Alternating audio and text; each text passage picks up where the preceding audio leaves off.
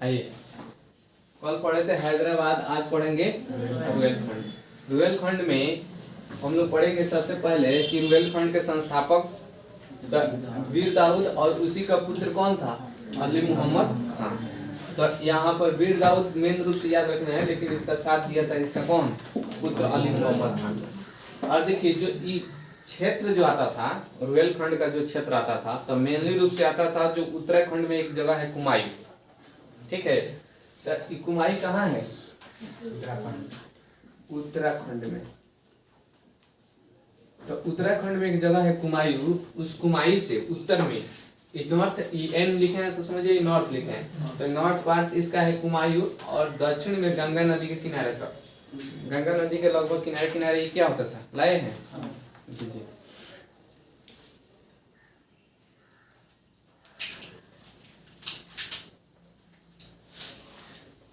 नया मास्टर है। तो क्या है? उत्तराखंड में कुमायूं से लेके दक्षिण में गंगा नदी के किनारे तक लगभग एरिया आता था। मुरादाबाद, बरेली, रामपुर, ये सब एरिया उसमें क्या होता था? आता था। इसकी राजधानी थी आंवला, कोई जगह थी बरेली में, एक जगह थी क्या है? आंवला। तो शुरू में थी क्या थी? शुरू में, और यही बाद में जाके हो गया रामपुर। तो इसकी दो राजधानी थी, शुरू में आंवला और बाद में रामपुर। और इसी में एक जगह था मीरनपुर कटरा। क्या था? मीरनपुर कटरा। और मीरनपुर कटरा में वहाँ के एक लोकल शासक था हाफिज रहमत खान। क्या कौन था? हाफिज रहमत खान। वो बोला कि हम यहाँ के अब स्वतंत्र हो गए और किसी नवाब के या किसी शासक के बात नहीं मानेंगे। ये बात किसी तरह पता चल गया किसको? औध के नवाब सिराजुद्दौला को, ठीक है। तो ये बोला ये अपना अच्छा ये बात नहीं मानेगा, चलो देखते हैं। ये अपना सेना उन्हें लेके गया, अपना सेना लेके पहुंचा, हाफिज रहमत खान से युद्ध हुआ। हाफिज रहमत खान को मार दिया, हत्या भी कर दिया, और पूरा जो ये रुहेलखंड था उसको मिला लिया किस में? औध, ठीक है। उसके बाद से किस में मिला लिया? औध में, ठीक है। उसके बाद से जो एरिया था, उसके बाद से बुंदेलखंड का एक शासक था छत्रसाल। कौन था? छत्रसाल। और ये छत्रसाल क्या किया? उसके बाद से ये एरिया को क्या किया? मराठा की मदद से क्या कर लिया? मराठा की मदद से इसको क्या किया? स्वतंत्र कर लिया। जबकि इसका जो हाफिज अहमद खान और जो रुहेलखंड के नाम से इसको स्वतंत्र एक अलग राज्य बनाया था, उसका नाम था मोहम्मद खान बंगस। इसी को बंगस पठार भी कहा जाता है। रुहेलखंड एरिया को क्या बोला जाता है? बंगस पठार, यानी बंगस एरिया भी कहा जाता है। तो यही बंगस के नाम पर क्या पड़ गया? बंगस। कोई दिक्कत? उसके बाद से देखिए रुहेलखंड के बारे में इतना ही पढ़ना है। उसके बाद से हम पढ़ेंगे सिख के बारे में। क्या पढ़ेंगे? सिख राज। सिख राज या इसी को कहा जाता है पंजाब। लगभग पंजाब वाले एरिया पर क्या किए थे लोग? अधिकार था।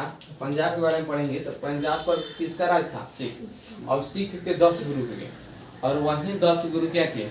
बारी बारी से शासन किए। तो देखिए टोटल कितना गुरु हुए?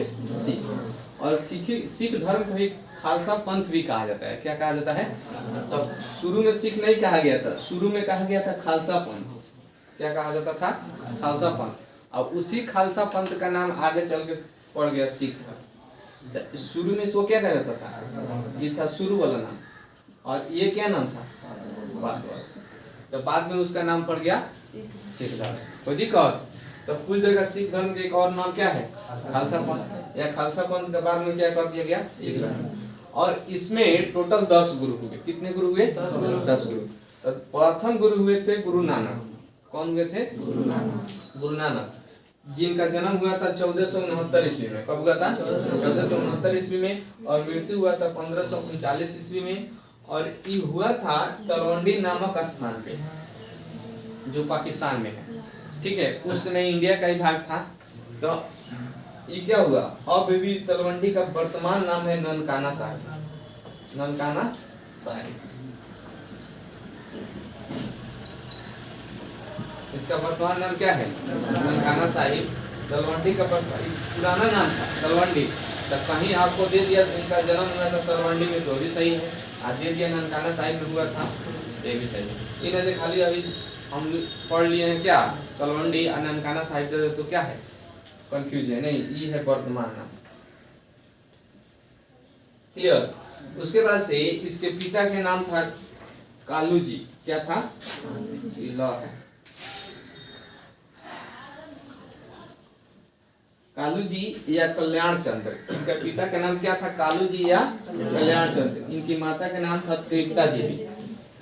अभी किसका बात कर रहे हैं, गुरु नानक जी का। तो गुरु नानक जी के पिता का नाम था कालू जी या कल्याण चंद्र या त्रिपता देवी इसकी माता के नाम थी, और इसकी पत्नी थी सुलक्षणा, सुलक्षणा देवी। सुलक्षणा देवी इनकी पत्नी का क्या था, नाम था। और इनके समकालीन जो शासक थे, पूछता है समकालीन शासक, तो बाबर और इब्राहिम लोदी थे। ठीक है। और इन्होंने एक प्रथा चलाया था, लंगर प्रथा। तो लंगर प्रथा क्या था, जो भोजन कराने की प्रथा थी। लंगर प्रथा जो अभी भंडारा को समझिए, जिस तरह हम लोग अभी भंडारा कोई भंडारा चल रहा है, तो समझिए क्या हो रहा है। इस भंडारा का मतलब आप लोग समझिएगा, और तो कुछ समझाना नहीं पड़ेगा। भंडारा मतलब जहाँ फ्री में खाना किया जाता है दुख दुखिया को।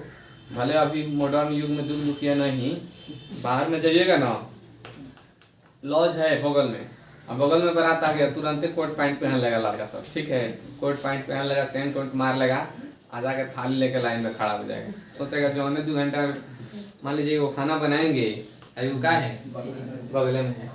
तो इसी लंगर प्रथा का मतलब भंडारा, भंडारा का मतलब जहाँ फ्री में क्या होता है, खाना मिलता है। उसके बाद से देखिए,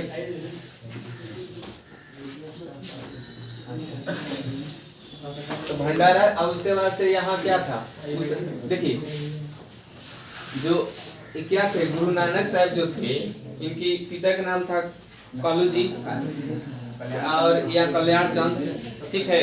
और इसकी माता का नाम था त्रिपता देवी, और इसका जन्म हुआ था ननकाना साहिब में, और पत्नी के नाम था सुलक्षणा देवी। इतना तो क्लियर हो गया।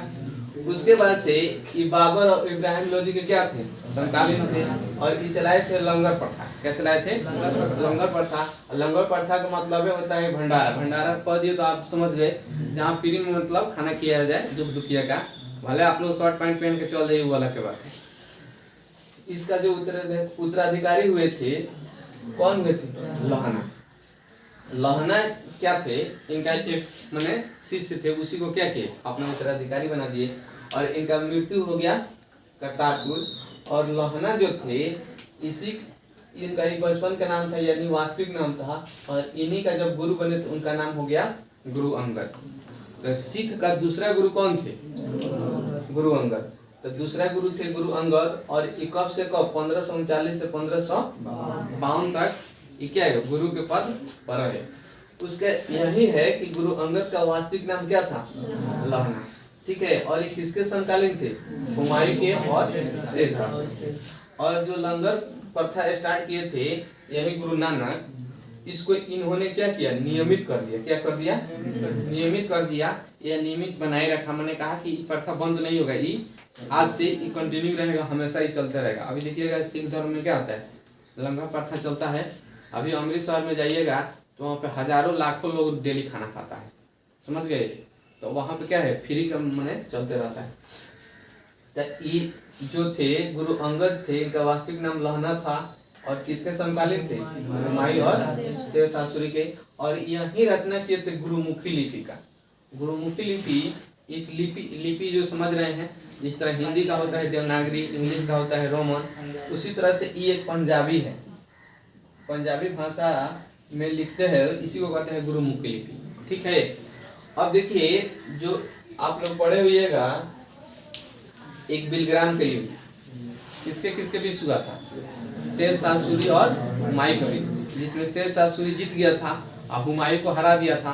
हुमायूं इस एरिया को छोड़ के भाग गया था उधर अफगानिस्तान के एरिया में। ठीक है। तो वहीं बिलग्राम युद्ध के बाद हुमायूं जो हारा था, तो उसके बाद से बेचैन था, जिसका गद्दी छिनाएगा भाई तो बेचैन होगा ही। तो उसके बाद से क्या हुआ, ये गया था यहीं गुरु अंगद के पास मिलने। क्या था, जो यहाँ पे गुरु अंगद है, ये गया था सिख धर्म के जो दूसरे गुरु थे, यहीं हुमायूं गया था इनसे मिलने। कि गुरुजी बताइए हमारा गद्दी से सासुरी छीन लिया है, हम क्या करें, कैसे क्या करें कि हमारा गद्दी वापस आए। तो उनका कुछ दिन सेवा भी किया और उनसे कुछ ज्ञान लिया और उसके बाद फिर आके अपना राजपाट क्या किया देखे। फिर दोबारा जो सरहिंद के युद्ध में क्या हुआ था, 1556 में सरहिंद के युद्ध हुआ। उसके बाद से हुमायूं अपना शेरशाह को के बाद से पूरा अपना क्या किया था, अपना कब्जा कर लिया था। तो ये पूछ देगा हुमायूं किससे गया था ज्ञान लेने या शिक्षा लेने, तो गुरु अंगद से, ठीक है। उसके बाद से इनका जो 1552 में मृत्यु हो जाता है गुरु अंगद का, कब 1552 में मृत्यु हो जाता है। 1552 की मृत्यु के बाद इनका उत्तराधिकारी जो बनते हैं गुरु तीसरा अमरदास, ठीक है। जो अमरदास थे ये समकालीन थे अकबर के, किसके समकालीन थे, अकबर के। यही अमरदास थे कोइंदवाल में, पंजाब में एक जगह था, लिखे नहीं है, लिख देते हैं, कोइंदवाल। इसमें 12 गद्दी का स्थापना किए थे। क्या किए थे, गद्दी का मतलब होता है सिंहासन, ठीक है। तो 12 गद्दी की स्थापना किए थे अमरदास कोइंदवाल में, पंजाब में।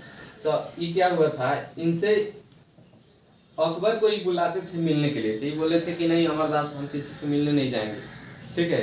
तो अकबर खुद गए थे इनसे मिलने। तो पूछ देगा अकबर, ये तो बहुत प्रतापी शासक था भाई, तो ये मिलने गया था खुद किसके पास, अमरदास से। तो पूछेगा अकबर किसके पास मिलने गया था, तो अमरदास। तो अमरदास के पास मिलने गया और इसी अमरदास की एक पुत्री थी बीबी भानी। क्या थी, बीबी भानी। और बीबी भानी से भी मिला, इनकी पुत्री यहाँ ही थी। तो बीबी भानी, और बीबी भानी को बहुत सारा गांव क्या किया, दान कर दिया। नहीं होता है छोटा बच्चा से, आजकल वो भी देखिएगा रस्म चलता है गांव में, आपके घर कोई आएगा तो जाते टाइम क्या करेगा, कुछ 10 20 50 100 रुपया दे देता है, होता है ना, खुश करने के लिए। तो उसी तरह से बीबी भानी को ये आते टाइम क्या किया, बहुत सारा गांव दान में दे दिया। उसके बाद यही याद रखना है, गुरु अमरदास से ये क्या किए थे, पंजाब में कोइंदवाल में 12 गद्दी की स्थापना किए थे और इनकी बीबी भानी को बहुत सारा गांव दान में दे दिया। और अकबर के क्या थे, समकालीन। इसके बाद इनका उत्तराधिकारी बनते हैं गुरु रामदास। कौन बने, गुरु रामदास। तो गुरु रामदास जो बने थे 1574 से 1581 तक, ठीक है। उसके बाद ये गुरु रामदास के ही मित्र था, क्या था, मित्र था, ठीक है। अब देखिए जो यहाँ पे जो अमरदास जो थे, जो इनकी बेटी थी बीबी भानी, और इन्हीं का शिष्य था अब रामदास। क्या थे, शिष्य। और रामदास क्या किए, अपने बीबी भानी का शादी कर दिए थे। सॉरी, ये अमरदास अपने बेटी जो थे बीबी भानी, रामदास से क्या किए थे, शादी कर दिए थे, ठीक है। तो ई क्या किए, उत्तराधिकारी अपना दामाद अपना शिष्य को बने, मैंने इनका शिष्य थे, देखे कि बढ़िया है, अच्छा है, तो इसी से अपने बेटी का शादी कहीं तो करना ही था। तो सोचे कि अपना शिष्य इतना अच्छा है, उसको मान लिया हम पढ़ाए हैं तो उसके बारे में अच्छा जानते हैं, तो इसको क्या किया, अपना बेटी का शादी कर दिया और अपना उत्तराधिकारी भी बना दिया, ठीक है। जो गद्दी को अब तुम संभालो, अब मेरा टाइम हो गया है। उसके बाद से क्या हुआ, तो इन्हीं का शिष्य या दामाद, ठीक है। तो पूछ देगा कि इसका दामाद उत्तराधिकारी बना था, तो अमरदास था। मैंने क्वेश्चन अब जैसे भी घुमा के पूछे वो आप समझ जाइएगा। अब देखिए गुरु रामदास क्या हुआ, उत्तराधिकारी बने, और गुरु रामदास थे वो अकबर का मित्र थे। क्योंकि यहाँ मिलने गए थे किससे, अमरदास। अमरदास से मिलने गए थे तो इन्हीं का शिष्य था। तो ये भी क्या किए, इसको कहें कि जब मिलने गए थे तो गुरु मान लिया, और गुरु मान लिया तो इन्हीं का शिष्य थे वहां पर रामदास। तो रामदास से इसका दोस्ती हो गया। तो अभी क्या हो गया, दोस्ती जब हो गया तो उसको 500 बीघा जमीन दे दिया दान में। कहा कि दोस्त इतना जमीन तुम रख लो, क्योंकि अकबर के पास तो पूरा इंडिया का शासन था, तो इसके लिए 500 बीघा जमीन कौन बड़ी बात है। तो उसको क्या किया, रामदास को 500 बीघा क्या किया, जमीन दे दी। और वही जमीन पे रामदास का एक शहर बसाए, उस शहर का नाम रख दिए रामदासपुर, जो आधुनिक नाम अभी अमृतसर है। तो उस समय नाम था क्या था, ये अपने नाम पर रख दिए रामदासपुर, और इसका आधुनिक नाम क्या है, अमृतसर, ठीक है। अभी क्या किए, इस पर एक शहर बसा लिए, और इस शहर का नाम क्या है, अमृतसर। इसी अमृतसर पे अभी स्वर्ण मंदिर है। स्वर्ण मंदिर का नाम उस समय स्वर्ण मंदिर नहीं था, पहले उसका नाम था हर मंदिर। क्या था, हर मंदिर उसका नाम था। उसके बाद से इसका पांचवा उत्तराधिकारी बने और इराम दास का पुत्र थे। कौन थे? इन्हीं का पुत्र थे अर्जुन दास। कौन थे?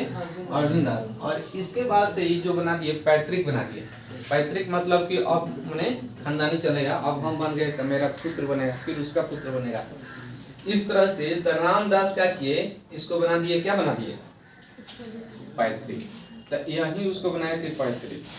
क्या निकल गया जी?